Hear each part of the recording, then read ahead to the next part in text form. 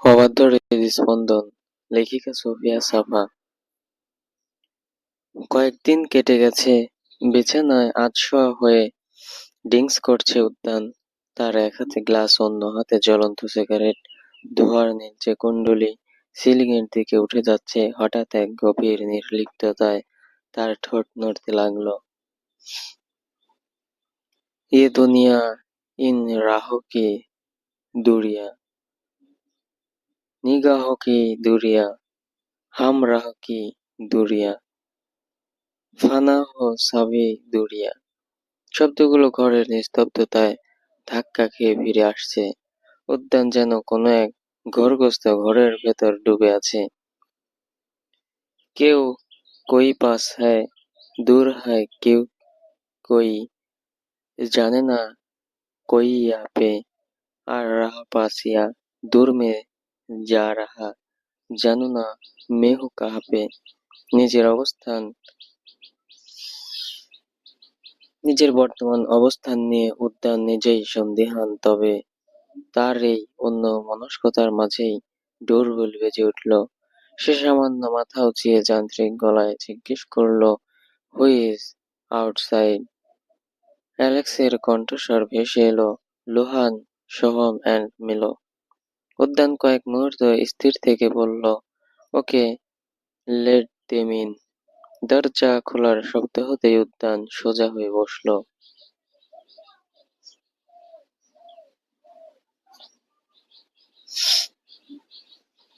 স্বাভাবিক আদলে ফেরার চেষ্টায় এলোমেলো চুলগুলো স্লাইড করে গোছাতে লাগলো। তার ভেতরে ঢুকতেই সিগারেট শেষ টান দিয়ে উদ্যান সেটা অ্যাশট্রেতে মিশিয়ে দিল। লোহান এগিয়ে এসে সূক্ষ্ম চোখে তাকালো তার দিকে। তোর ফোনের কি হয়েছে? কতগুলো কল দিয়েছি, খবর আছে? উদ্যান অলস ভঙ্গিতে ফোন খুঁজতে লাগলো। সোহম এদিকে ওদিক তাকিয়ে দেখলো ফোনটা ড্রেসিং টেবিলের সামনে পড়ে আছে। সে গিয়ে ফোনটা হাতে নিয়ে দেখলো সেটা বন্ধ। অন করার চেষ্টা করেও যখন অন হলো না, তখন বুঝতে পারলো চার্জ একদম শেষ হয়ে গেছে। সোহম একটা দীর্ঘশ্বাস ফেলে ফোনটা চার্জে বসিয়ে দিল। উদ্যান নিজের চিরচেনা গাম্ভীর্য ধরে রাখার প্রাণপণ চেষ্টা করলেও মিলো বুঝতে পারলো কিছু একটা ঠিক নেই। শুধু সে নয়, লোহানও অনুমান করতে পারলো। তুই ঠিক আছিস দেহু? উদ্যান সরাসরি চোখের দিকে না তাকিয়ে মেঝের দিকে তাকিয়ে উত্তর দিল, আই এম ফাইন। মিলো শান্ত গলায় জানালো। হৃদম জানতে চাইছিল নরওয়ে যাওয়ার ডেট পোস্টপয়েন্ড করে দেবে কিনা। উদ্যান হাতের গ্লাসে শেষ চুমুক দিয়ে মাথা নাড়ল। No need. তাহলে তো তাড়াতাড়ি ফিরে যেতে হবে। সোহমের কথার পিঠে উদ্যান কেবল সায় দিল, ফিরে যাব। লোহান রয়েস হয়ে বলল, তেহু, ফুলকে একটু বুঝিয়ে বললেই মেয়েটা বুঝতে পারত। উদ্যান নিষ্প্রাণ কণ্ঠে বলল, বোঝার দরকার নেই। মিলে একটু আনকমফোর্টেবল ফিল করে উল্টো ঘুরে চলে গেল। লোহান স্বস্তির নিঃশ্বাস ফেলে উদ্যানকে প্রশ্ন করল, তোর কি ওকে আর ভালো লাগছে না? উদ্যান জিজ্ঞাসু দৃষ্টি তাকাতেই লোহান হালকা হেসে বলল, আগে প্রতিদিন ও আসতো তোর কাছে, কয়েকদিন ধরেই আসে না। তোর তাতে কিছুই যায় আসে না? উদ্যান অস্বস্তি চেপে রেখে নির্বিকার কণ্ঠে বলল, অ্যাকচুয়ালি আমিও এখন ক্লান্ত হয়ে পড়েছি। লোহান কিছুটা অবাক হয়ে শুধালো, ক্লান্ত? ঠিক কোন বিষয়ে? উদ্যান সোজাসাপটা জবাব দিল, অনিয়ার রিদম যেমন একটা সময় পর ক্লান্ত হয়ে থেমে গেছে, আমার সাথেও তেমন কিছুই হয়েছে। লোহান খক খক করে কেসে উঠল, তুই বুঝতে পারছিস তুই কি বলছিস? ওরা ওদের বউকে ভালোবেসে অন্য মেয়েদের সঙ্গ ত্যাগ করেছে। তুই নিজের বউয়ের সঙ্গ ত্যাগ করছিস কাকে ভালোবেসে? উদ্যানের স্থির চাহনি লোহানের উপর নিবদ্ধ হলো। ওরা ক্লান্ত হয়ে থেমে গিয়েছিল, আমিও সেই জন্যই থামতে চাইছি। উল্টোপাল্টা লজিক খুঁজিস না। সোহম এতক্ষণ পাশে দাঁড়িয়ে সব শুনছিল। সে এবার বিড়বিড় করে বলল, উল্টাপাল্টা লজিক। তুই খুঁজছিস দেহু, সত্যিটা বল, কেন বলছিস না? উদ্যান তার আস্তে বলা কথাটাও শুনে ফেলল। তীক্ষ্ণ চোখে তাকিয়ে কর্কশ গলায় বলল, তোরা আমাকে ডিস্টার্ব করছিস। লোহান বুঝতে পারলো এখন কথা বাড়ানো বৃথা।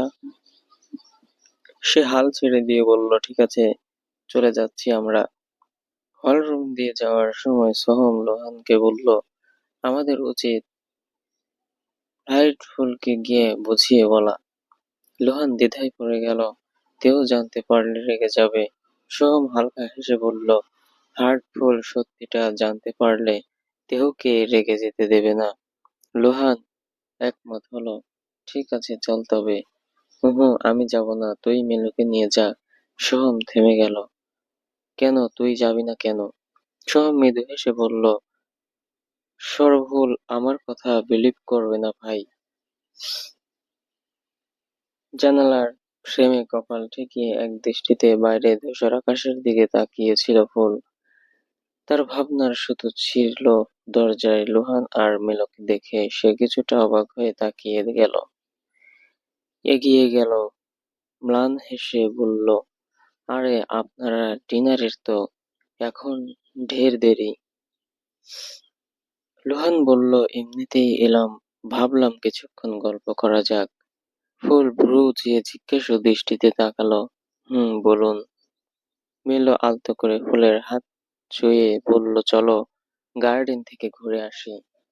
গার্ডেনে এসে কাঠের বেঞ্চের উপর বসলো ফুল, তার পাশে বসলো মিলো, আর লোহান বসলো গাছের বেদির উপর। আমি তোমাকে যেই গিফটটা দিয়েছিলাম সেটা কি খুলে দেখেছো? মিলোর প্রশ্নে ফুল মাথা নেড়ে হ্যাঁ বলল। সে খুলে দেখেছে মিলো তাকে মোবাইল গিফট করেছে।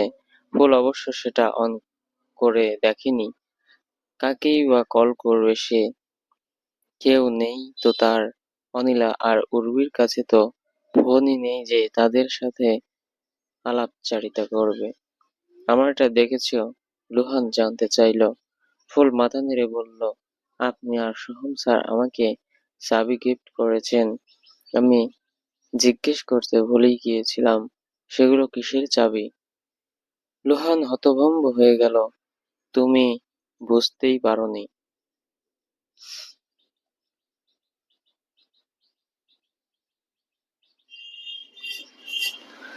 ফুল ডানে বায়ে মাথা নাড়ল। লোহান দীর্ঘশ্বাস ফেলে বলল, তোমাকে আমি কার গিফট করেছি ফুল? বিস্ময়ে ফুলের চোখ বড় বড় হয়ে গেল। কি? আমি গাড়ি দিয়ে কি করব লোহান স্যার? গাড়ি দিয়ে কি করে সেটাও তুমি জানো না? জানি, কিন্তু আমি তো এস্টেটেই থাকি, তাই না? গাড়ি আমার কোন কাজে আসবে? আপনাদের তেহু তো আমার ভার্সিটিতে যাওয়াও বন্ধ করে দিয়েছে। যখন গিফট ডিসাইড করেছিলাম তখন দেহ চলে যাওয়ার সিদ্ধান্ত নিয়েছিল, তাই ভেবেছিলাম তোমার গাড়ি প্রয়োজন হবে। অবশ্য এখন মনে হচ্ছে, কেননা সোলার এস্টেটে আমরা সবাই আর কয়েকদিনের অতিথি মাত্র। ফুলের মুখটা ফ্যাকাশে হয়ে গেল। আমাকেও বেরিয়ে যেতে হবে, কিন্তু কোথায় যাব আমি? আমার তো যাওয়ার কোনো জায়গা নেই। সোহম তোমাকে ওর শহরের ফ্লাইটটা গিফট করেছে, ওর দেওয়া চাবিটা সেই ফ্ল্যাটেরই। ফুল যেন কথা বলতেই ভুলে গেল। লুহান ফের ঠোঁটের কোণে হাসি ঝুলিয়ে বলল, অনিয়ার রিদমের গিফট দেখে যে রেগে যাওনি তা দেখে অবাক হয়েছি আমরা। ফুল ফ্যাল-ফ্যাল চোখে তাকালো। ওনারা তো কিছুই দেননি। গিফট বক্স ফাঁকা ছিল। হয়তো প্র্যাঙ্ক করছে। এখন রেগে যাওয়ার কি আছে? মিলো পাশ থেকে বলল, প্র্যাঙ্ক করিনি, ফ্ল্যাটের সব ফার্নিচার নতুন করে তোমার টেস্ট অনুযায়ী অ্যারেঞ্জ করে দিয়েছে রিদম, আর অনির দেওয়া গিফট তুমি পরে বুঝতে পারবে। ফুল এবার চরম অস্বস্তিতে পড়ে গেল। কেন আপনারা আমাকে নিয়ে এত ভাবছেন? এত দামি সব গিফট কেউ কাউকে দেয়? মিলো বলল, তুমি আমাদের তেহুর ওয়াইফ ফুল, দামি কাউকে দামি গিফট দিতে হয়। ফুল মাথা নিচু করে নিল। গাল বেয়ে প্রবাহিত হলো অশ্রুধারা। ভাঙা গলায় বলল, একজন খুনির বউ কখনো দামি কেউ হতে পারে না। লুহান আর মিলো একে অপরের দিকে তাকালো। মিলো শান্ত গলায় বলল, পৃথিবীর সব মানুষই খুনি ফুল। ফুল প্রশ্নবিদ্ধ চোখে তাকালো। মিলো বুঝিয়ে বলল, একটা মশা মারাও খুনের মধ্যেই পড়ে। ফুল তাজ্জব বনে গেল, আপনাদের দেহকে আমি একটা লাশের সামনে দেখেছি মিলো ম্যাম। উনি মানুষ মেরেছেন, শুধু মেরেই ক্ষান্ত থাকেননি, লাশটার মুখ বীভৎস করে ফেলেছেন। এখনো মনে পড়লে দম আটকে আসে আমার। তার উপর উনি ফ্লোরা সহ আরো ৩ জন লোককে কাচের শোকেজে আটকে রেখেছেন। লুহান আর মিলোর চেহারার কোনো ভীতি বা বিস্ময় না দেখে ফুল থমকে গেল। সে হতভম্ব হয়ে জিজ্ঞেস করলো, আপনারা আপনারা কি আগে থেকেই এসব জানেন? লুহান শান্ত ভঙ্গিতে উত্তর দিল, হ্যাঁ আমরা জানি। আর আমরা এই ব্যাপারে গর্বিত যে তুই একজন রোবোটিক্স ইঞ্জিনিয়ার। বিস্ময়ে বাকরুদ্ধ হয়ে পড়ল ফুল। কথাটা বুঝতে তার কয়েক সেকেন্ড সময় লাগলো। রোবোটিক্স মানে উনি কি সায়েন্টিস্ট? মিলো বলল, হ্যাঁ, সায়েন্টিস্ট বলতে পারো। ও সেদিন হয়তো রিয়েল হিউম্যান টেক্সচার রিপ্লিকেট নিয়ে স্টাডি করছিল। জীবিত মানুষের উপর তো আর রিসার্চ করা যাবে না, তাই ও ডেড বডি ইউজ করেছিল। ফুল এখনো নিজের কানকে বিশ্বাস করতে পারছে না। তার শরীরের কাঁপুনি তখনও থামেনি। তার মানে তিনি রোবট বানাচ্ছেন? লোহান কিছুক্ষণ চুপ থেকে গম্ভীর স্বরে বলল, ও ইতিমধ্যেই অসম্ভবকে সম্ভব করেছে ফুল। ওই যে ৩ জনকে তুমি দেখেছ, ওরা আসলে মানুষ নয়, রোবট।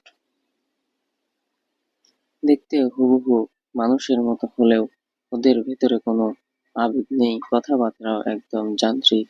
হাত দিয়ে স্পর্শ করলে তুমিও বুঝতে পারবে ওরা মানুষ নয়। বাট বাট দেহ এমন একটা রোবট বানিয়ে ফেলেছে যে মানুষের মতোই কথা বলতে পারে, ইমোশনও আছে। ওকে টাচ করলেও বুঝতে পারবে না। ফুল নিজের অজান্তেই ঠোঁট ভিজে অস্ফুট স্বরে প্রশ্ন করল, আপনারা কেউ নন তো? লোহান এবার শব্দ করে হেসে উঠল, নট রিয়েলি। আমি ফ্লোরার কথা বলেছি। এই পর্যন্ত তেহুর বানানো সব রোবটদের মধ্যে ফ্লোরাই হচ্ছে ওর ম্যাগনাম ওপাস। তেহু নিজে না বললে আমরাও হয়তো কোনোদিন ধরতে পারতাম না। ফুলের মনের মধ্যে জমে থাকা সংশয় কাটল অবশেষে। সেই সাথে উদ্যানকে নিয়ে সেও প্রাউড ফিল করছে। তেহুর প্ল্যান ছিল মেল রোবট বানানোর, বাট ফ্লোরাকে কেন বানালো সেটাই বুঝতে পারছি না। ওকে দেখতে কিন্তু বেশ অনেকটা তোমার মতোই লাগে। মিলোর কথার পিঠে লোহান মজা করে বলল, কি জানি, ও সেদিন ক্লাবে গিয়ে লিটারলি ফুলের বর্ণনা দিয়ে বলেছিল এমন একটা মেয়েকে খুঁজে এনে দিতে, তারপর আবার ফ্লোরাকে বানানো। ফ্লোরার কথাবার্তার ধরন, এক্সপ্রেশন দেখে আমি জাস্ট স্পিচলেস হয়ে যাই। মিলো দীর্ঘশ্বাস ফেলে বলল, ও এখনো ফ্লোরাকে আরো ডেভেলপ করার জন্য দিনরাত রিসার্চ করে যাচ্ছে। ফুল অধীর আগ্রহ নিয়ে বলল, ফ্লোরাকে বিশ্বের সামনে প্রেজেন্ট করলে উনি একেবারে ফেমাস হয়ে যাবেন। সবাই ওনার মেধার কত কত প্রশংসা করবে, ভাবতেই আমার ভীষণ আনন্দ লাগছে। লোহানের ঠোঁটের হাসি রেখে মিলিয়ে গেল। সে বিষণ্ণ গলায় বলল, ও কাউকেই জানাবে না ফুল, আর নয়তো ফ্লোরাকে অন্য কারো সামনে রোবট হিসেবে প্রেজেন্ট করবে। ফুল চকিত নয়নে তাকালো, কিন্তু কেন? ও জাস্ট নিজে স্যাটিসফাই হতে এগুলো করে, শো অফ করে ফেমাস হওয়ার কোনো ইচ্ছা নেই ওর। এটা কেমন কথা? উনি কি ওনার এত বড় প্রতিভা সারা জীবন আড়ালেই রাখতে চান? মেলো বলল, হ্যাঁ, তেও সেটাই চাই ফুল। লোহান বসা থেকে উঠে দাঁড়ালো। দেহর অনুমতি ছাড়াই আজ তোমাকে অনেক কথা বলে দিলাম। কেন বললাম তা নিশ্চয়ই তুমি বুঝতে পারছো। তুমি বিভিন্ন সময়ে আমাদেরকে অনেকভাবে হেল্প করেছো, তাই আমাদের মনে হলো তোমাকে সত্যটা জানানো উচিত। দেখো, এর জন্য দেহ যেন আবার আমাদেরকে পানিশড না করে। গার্ডেন থেকে ফিরে ফুল সোজা উদ্যানের রুমের সামনে চলে এলো। নক করার পরেও দরজা খুলল না। ফুল অপেক্ষা করতে লাগলো। ঘন্টাখানেক অতিবাহিত হওয়ার পরেও যখন দরজা খুলল না, তখন ফুল আশাহত হয়ে ডিনার করতে চলে গেল। উদ্যান গত কয়েকদিন ধরেই নিচে খেতে আসে না। সে নিজের রুমেই লাঞ্চ এবং ডিনার করে নেয়। ফুল ভাবলো আজ সে নিজেই উদ্যানের জন্য ডিনার নিয়ে যাবে, কিন্তু তার আগে উদ্যান কল করে লোহানকে বলে দেয় যে সে ডিনার করবে না আজ, কেউ যেন খাবার নিয়ে না যায়। এটা শুনে ফুল মনে মনে ক্ষুব্ধ হলো। লোকটা ইচ্ছে করেই তাকে এড়িয়ে যেতে চাইছে, সেটা সে ভালোই বুঝতে পারছে। ফুল সব কাজ মিটিয়ে আবারও উদ্যানের দরজার সামনে এসে দাঁড়িয়ে অনবরত নক করতে লাগলো, তবুও লাভ হলো না। একটা সময় পর ফুল ক্লান্ত হয়ে দরজার সামনেই বসে পড়ল। ভাবতে লাগলো নানান কথা। ভাবনা চিন্তার এক পর্যায়ে তার কিছু একটা মনে পড়ে গেল। সে দীর্ঘশ্বাস ফেলে দরজায় হেলান দিয়ে চোখ বুজলো। রাত 2:30। হঠাৎ দরজার লক খোলার শব্দে ফুলের তন্দ্রা ছুটে গেল। সে ধরফরিয়ে উঠে দাঁড়ালো। সামনে উদ্যানকে দাঁড়িয়ে থাকতে দেখে তার ঘুম এক নিমিষেই উবে গেল। আবেগ আপ্লুত হয়ে জাপটে ধরল উদ্যানকে। আকুল কণ্ঠে বলল, কতক্ষণ ধরে আমি অপেক্ষা করছিলাম, আপনি খুলছিলেন না কেন? আমাকে এভাবে কষ্ট দিতে খুব ভালো লাগে, তাই না?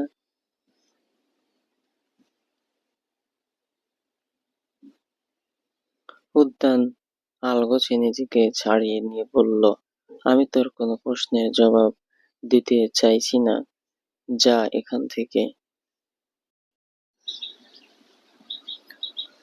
ফুল দুহাতে চোখ মুছে নিল। আমি কোনো প্রশ্ন করতে আসিনি আপনাকে। আমি জেনে গেছি আপনি একজন সায়েন্টিস্ট। ওই লাশটাকে আপনি মারেননি, শুধুমাত্র রিসার্চের জন্য এনেছিলেন।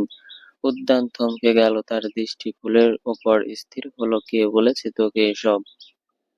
ফুল ভেতরে ঢুকে খাটের ওপর বসে পড়ল। ওনারা এই ব্যাপারে আলোচনা করেছিলেন, আমি আড়াল থেকে শুনে নিয়েছিলাম।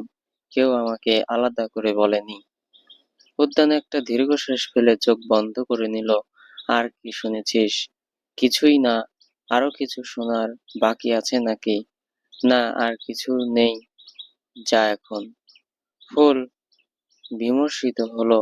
আপনি আমাকে বারবার চলে যেতে বলছেন কেন? উদ্যান নির্লিপ্ত কণ্ঠে বলল, because I don't want to fuck you anymore. ফুলের মুখটা হাঁ হয়ে গেল। লোকটা এত অশালীন আর রূঢ়ভাষী কেন? যেতে বলেছি তোকে।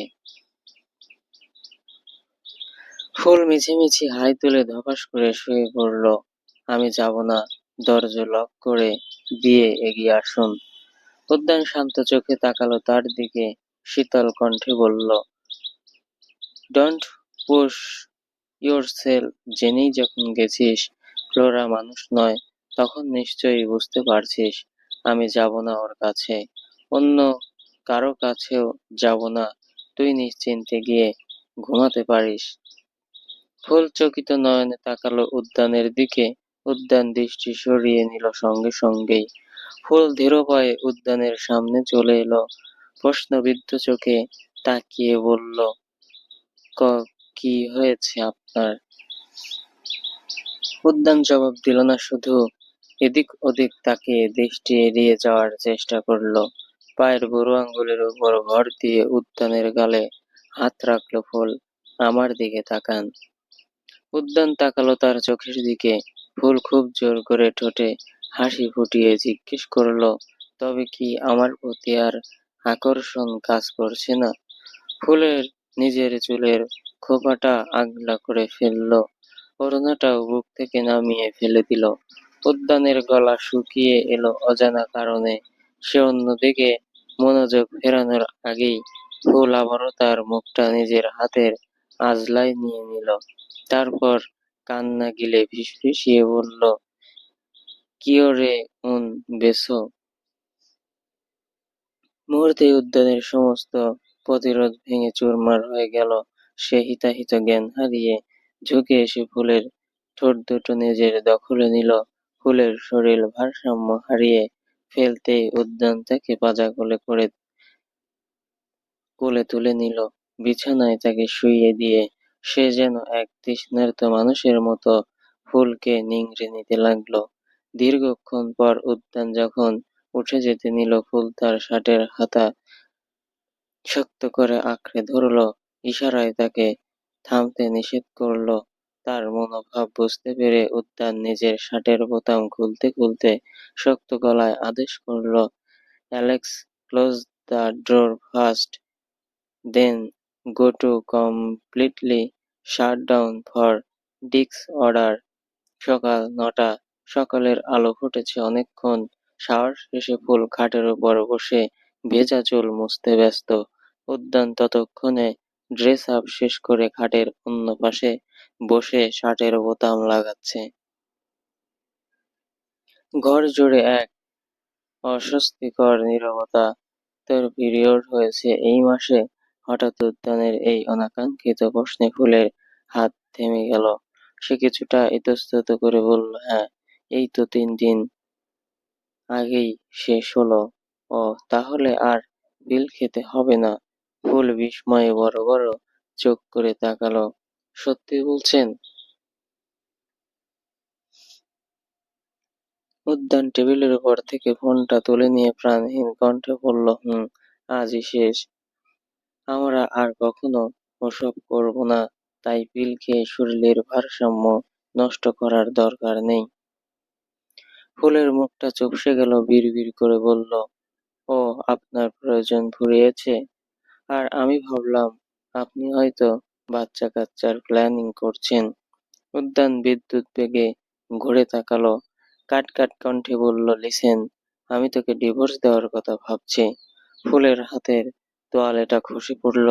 সে স্তম্ভিত হয়ে বলল, আপনি মজা করছেন? উদ্যান প্রতি উত্তর করল না। ফুল অস্থির হয়ে পড়ল। সে হাঁটুতে ভর দিয়ে উদ্যানের পাশে এসে বসল, বাহুতে মাথা ঠেকিয়ে বলল, শুনুন না, আমি ডিভোর্স চাই না। আমাদের ধর্মে তো 4টা বিয়ে করা জায়েজ আছে। আপনি চাইলে আমাকে ডিভোর্স না দিয়েও বিয়ে করতে পারবেন। তুই চাস না বলেই আমি তোকে ডিভোর্স দেব।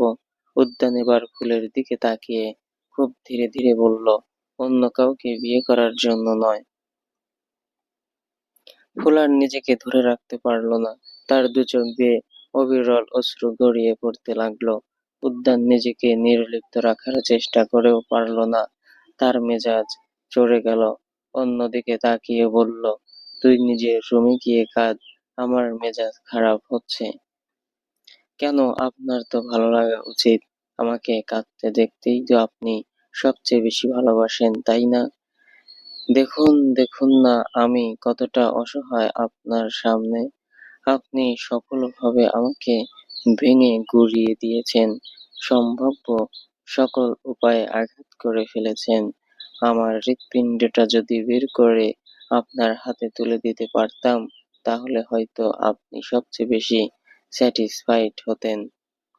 উদ্যান ঘাড় কাত করে ফুলের দিকে তাকালো, কিন্তু মুখে কিছুই বলল না। ফুল তার চোখে চোখ রেখে বলল, আমি খুব করে চাই এমন একদিন আসুক যেদিন আপনি আমার কান্না সহ্য করতে পারবেন না। আমাকে অসহায় হয়ে পড়তে দেখে আপনি নিজেও অসহায় হয়ে পড়বেন। উদ্যান ভ্রু তুলে জানতে চাইল, আর কি চাস তুই? মানুষ তার ভালোবাসার মুখ থেকে ভালোবাসার কথা শুনতে চায়, কিন্তু আমি তা চাই না। আপনি যখন বলেন যে আপনি আমাকে ভালোবাসেন, তখন শব্দগুলো মিথ্যে শোনায়। আমার খুব কষ্ট হয়। তাই আমি চাই কোনো একদিন আপনি নিজ থেকে স্বীকার করুন যে আপনি আমাকে ভালোবাসেন না, একটুও না। আমি চাই ভুল করে হলেও অন্তত একবার আপনি আমার নাম ধরে ডাকুন এবং নিজে থেকেই বলুন আপনাকে একবার উদ্যান নামে ডাকতে। আপনি বলেছিলেন আমি নাকি আপনাকে হাসতে শিখিয়েছি, তাই আমি আপনাকে কাঁদাতেও চাই। আমি চাই কোনো একদিন আপনার হৃদস্পন্দন কোনো শারীরিক স্পর্শ ছাড়াই স্রেফ আমার কথা ভেবে অবাক অবাধ্য হয়ে উঠুক। উদ্যান হেঁয়ালি করে বলল, এমন কিছু কখনোই হবে না, আমি হতেই দেব না। ফুল কিছুক্ষণ স্তব্ধ হয়ে রইল, তার চোখের কোণে জমে থাকা জলটুকু আড়াল করে হালকা হেসে বলল, এতক্ষণ যা যা বললাম সব মজা করে বলেছি। আমি আসলে মন থেকে চাই আপনি সব সময় ভালো থাকুন, কোনো জাগতিক কষ্ট যেন আপনাকে কোনোদিন ছুঁতে না পারে। উদ্যান ফুলকে আলতো হাতে সরিয়ে দিয়ে উঠে দাঁড়ালো। সে বেরিয়ে যেতে উদ্যত হতেই পেছন থেকে ফুল বলে উঠল, আজ 21শে ডিসেম্বর, আপনার বউ ফুলের জন্মদিন, তাকে উইশ করবেন না?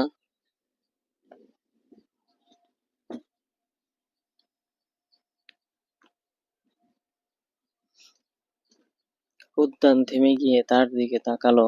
সত্যি বলতে তার শুধু একটা দিনই মনে থাকে, সেটা হলো তার নিজের জন্মদিন। তাছাড়া আর কোনো দিনের কথাই তার মনে থাকে না। যদিও মনে রাখার প্রয়োজনও পড়ে না, বাকিরা তো আছেই মনে করিয়ে দেওয়ার জন্য। সে ঘুরে এসে পুনরায় ফুলের সামনে আসন গিরে বসল, চোখের দৃষ্টিতে অদ্ভুত কাঠিন্য ফুটিয়ে বলল, অশুভ জন্মদিন। তোর আসলে জন্ম নেওয়াই উচিত হয়নি। ফুল হালকা হাসল, যেন সেই হাসিতে নিজের প্রতি বিদ্রুপ ছিল। হ্যাঁ, আমারও তাই মনে হয়। আমি না জন্মালে মামা হয়তো আজ সুস্থ থাকতেন। আমি আসলেই অলক্ষ্মী। সত্যি বলতে আমি নিজেও জন্ম নিয়ে খুশি নই। তবুও গুগলে সার্চ দিয়ে দেখুন, বউয়ের জন্মদিনে তাকে গিফট দিতে হয়। আপনি নিশ্চয়ই গিফট দেবেন আমাকে। উদ্যান কিছুক্ষণ নীরব থেকে ধীরালয়ে বলল, তোর জন্য একটা স্পেশাল গিফট ভেবে রাখা আছে। আজকের দিনটা মনে করিয়ে দেওয়ার জন্য ধন্যবাদ। ফুল অবাক হয়ে গেল, কি গিফট দেবেন? উদ্যান হালকা গলায় বলল, আমার সাথে বিকেলে গেলেই দেখতে পাবি। ফুল খুব একটা উচ্ছ্বসিত হতে পারল না। দ্বিধাগ্রস্ত কণ্ঠে বলল, আমি আপনাকে এই ব্যাপারে কিছুই বলতাম না। বলেছি কারণ গিফট হিসেবে আমার অন্য কিছু চাওয়ার ছিল। বল শুনি। আমি ডিভোর্সি হতে চাই না। আপনি প্লিজ আমাকে ডিভোর্স দেবেন না। উদ্যান কোনো জবাব না দিয়ে উঠে দাঁড়ালো, বিড়বিড়িয়ে বলল, অ্যালেক্স ডিউটিতে আছে, বেশি পাকামো করতে যাবি না। আমি বাইরে গেলাম, এসে যেন তোকে এই রুমে না দেখি। উদ্যান রুম থেকে বেরিয়ে বাংকারে চলে গেল। তাকে দেখে সাইমন শুকনো মুখে এক চিলতে হাসি টেনে বলল, কতদিন পর এলেন মাস্টার, সবকিছু ঠিকঠাক আছে তো? উদ্যান একটা সিগারেট জ্বালিয়ে ঠোঁটের কোণে চেপে ধরল, ধোঁয়া ছেড়ে শান্ত গলায় শুধালো, তোকে যদি মুক্ত করে দেওয়া হয় তুই কতটা খুশি হবি সাইমন? মুহূর্তেই সাইমনের ফ্যাকাশে মুখটা উজ্জ্বল হয়ে উঠল। আমি সেটা প্রকাশ ভাষায় প্রকাশ করতে পারবো না মাস্টার। তবে খুশি হয়ে যাওয়ার জন্য প্রস্তুত হয়ে যা। সাইমনের মনে হলো সে স্বপ্ন দেখছে। অবিশ্বাসের সুরে বলল, আপনি সত্যিই আমাকে মুক্ত করে দেবেন মাস্টার? হুম। আপনি কি তবে ফিরে যাচ্ছেন মেক্সিকোতে? উদ্যান নিরুত্তর রইল, যেন অন্য কোনো জগতে বিচরণ করছে সে। সাইমন এখনই এত বেশি এক্সপেকটেশনস রাখলো না। কে বলতে পারে উদ্যান না আবার মুক্ত করে দেওয়ার নাম ধরে তাকে দুনিয়া থেকেই মুক্তি করে দেবে। সাইমন কাঁচুমাচু হয়ে বলল, মাস্টার, আপনার সাথে কাজ করতে আমার কোনো আপত্তি নেই। আপনি চাইলে আমি মেক্সিকো যেতেও রাজি। শুধু দয়া করে আমাকে মেরে ফেলবেন না।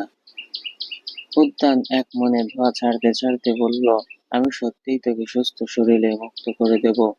তোকে আর কোনো প্রয়োজন নেই আমার। উদ্যান ইশারা করতেই সেখানে 5 জন লোক প্রবেশ করল। উদ্যান তাদের স্প্যানিশ ভাষায় নির্দেশ দিল, ওকে শহরের নির্জন কোনো জায়গায় ছেড়ে দিয়ে আয়। একটা লোক এগিয়ে এসে সাইমনের হাত পা বাঁধতে শুরু করলো। সাইমন উল্লাসিত হয়ে বলল, মাস্টার, ভবিষ্যতে কখনো প্রয়োজন হলে এই অধমকে স্মরণ করবেন। আপনার সাথে কাজ করাটা আমার জন্য বড় অভিজ্ঞতা ছিল। উদ্যান যেন তার কথা শুনতেই পেল না। একে একে সাইমনের মুখ আর চোখ দুটো বেঁধে ফেলা হলো। উদ্যান আর সময় নষ্ট না করে বাংকার থেকে বেরিয়ে নিজের রুমে ফিরে এলো। ফুল ততক্ষণ চলে গেছে। উদ্যান চারিদিকে তাকিয়ে বুঝতে পারল মেয়েটা যাওয়ার আগে ঘরটা নিখুঁতভাবে গুছিয়ে রেখে গেছে। অগোছালো ঘরটাকে এখন এক ধরনের স্নিগ্ধতা বিরাজ করছে। বিকেলের তপ্ত রোদ ম্লান হয়ে আসতেই উদ্যান ফুলকে নিয়ে কোনো এক অজানা গন্তব্যের উদ্দেশ্যে বেরিয়ে পড়ল। ড্রাইভিং সিটে আছে লুহান। সে গভীর মনোযোগে গুগল ম্যাপ অনুসরণ করে ড্রাইভ করছে। ফ্রন্ট সিটে বসে থাকা উদ্যানের কানে ব্লুটুথ গোজা, চোখ ফোনের স্ক্রিনে নিবদ্ধ। পেছনের সিটে ফুল তখন গভীর ঘুমে বিভোর। সিট বেল্ট বাঁধা থাকায় সে কোনো মতে স্থির হয়ে আছে, নইলে ঘুমের ভারে হয়তো এতক্ষণে জানালার কাছে তার মাথা আছড়ে পড়ত। প্রায় ঘন্টাখানেক জার্নি করার পর হঠাৎ ফুলের ঘুম ভেঙে গেল। আকস্মাৎ ঘুম ছুটে গেল তার, অথচ এই ঘাম ছুটে গেল তার, অথচ এখন শীতকাল। কিছু বোঝার আগে তীব্র বমিভাব তার কণ্ঠনালী পর্যন্ত উছলে এলো। ফুল এক হাত মুখ চেপে ধরে অন্য হাতে জানালার কাছে অস্থির হয়ে ধাক্কা দিতে লাগলো। উদ্যান ঘাড় বাঁকিয়ে ফুলের এই ছটফটানি দেখে মুহূর্তেই জানালার কাচ নামিয়ে দিল। পরক্ষণেই ফুল জানালার বাইরে মাথা বের করে দিয়ে গলগল করে পেটের সমস্ত কিছু উগলে দিল। হঠাৎ এমন ঘটনায় লুহান হকচকিয়ে গেল। সে সে রিয়ার ভিউ মিররের দিকে তাকিয়ে উদ্বিগ্ন গলায় প্রশ্ন করল, ফুল, আর ইউ ওকে? ফুল উত্তর দেওয়ার মতো অবস্থায় ছিল না। সবকিছু উগরে দিয়েও বমির রেশ কমছে না তার। উদ্যান ফোনটা পকেটে রেখে গম্ভীর স্বরে বলল, লুহান, গাড়ি থামা। গাড়ি থামতে উদ্যান দ্রুত নেমে পেছনের সিটে গিয়ে বসল। সে ফুলকে টেনে এনে সোজা করে বসিয়ে দিয়ে কর্কশ গলায় বলল, এভাবে জানালার বাইরে মাথা বের করে দিলে অ্যাক্সিডেন্ট হয়ে যাবে। মনে রাখিস, রাস্তাটা তোর বাপের নয়। গাড়ি আবারও চলতে শুরু করলো, কিন্তু ফুলের বমিভাব কখনো কাটার নাম নেই। সে আবারও জানালার দিকে ঝুঁকতে নিলে উদ্যান তাকে আটকে দিল। সিট বেল্ট খুলে তাকে অন্য পাশে বসিয়ে দিয়ে সেই পাশের জানালাটা খুলে দিল সে।